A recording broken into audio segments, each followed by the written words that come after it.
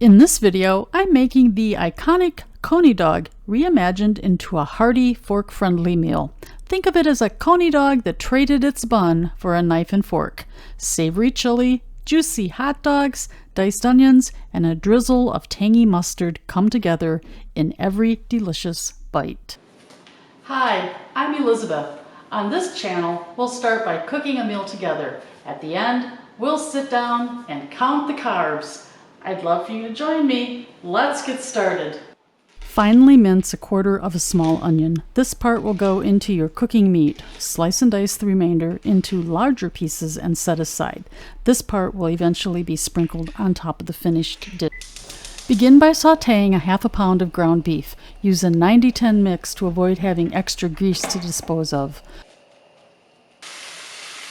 While this meat begins to brown, I add my emotional support seasonings of garlic powder and onion powder. Also, add in a cup of crushed tomatoes. You want the liquid of this addition to be absorbed into the meat as it cooks.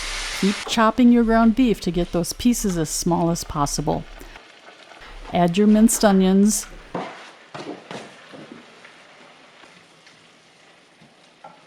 Jarlic, chili powder, and cumin. The amounts you add are dependent on your intended heat level. And Worcester sauce. Yes, I know it's Worcestershire sauce. It's just easier to say Worcester sauce. Cock-a-doodle-doo. Ketchup. Give it a good stir and continue to chop up any large chunks. Let simmer. Add salt and pepper to taste. While your chili sauce is finishing, poach your hot dogs in a simmering pot of water. If cooking gluten-free, check packaging. In general, if the dog plumps when you cook them, that usually means there's gluten products added. Cook French fries in the air fryer per package directions.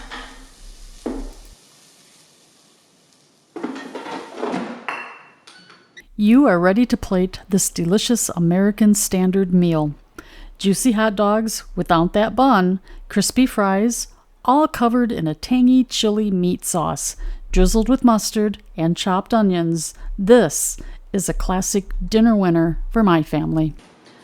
Before I begin the actual carb count, let me say that I am not a medical professional. I am just a human being who happens to wear my pancreas in my pocket. I also happen to have years of living with type 1 diabetes. I was diagnosed in 1964. If you do have a diabetic related question, please consult your diabetic care team. Let's take a look at the carb count for this dish. There will be some math involved, but don't worry, it's not that hard. So the bulk of the carbs with the Coney dogs came with the French fries, and I chose not to eat mine with a bun. If you're keeping gluten-free, then you'll need to make sure that bun is gluten-free, and if you're counting carbs, that bun's going to add in another extra 20 grams of carbs if you do.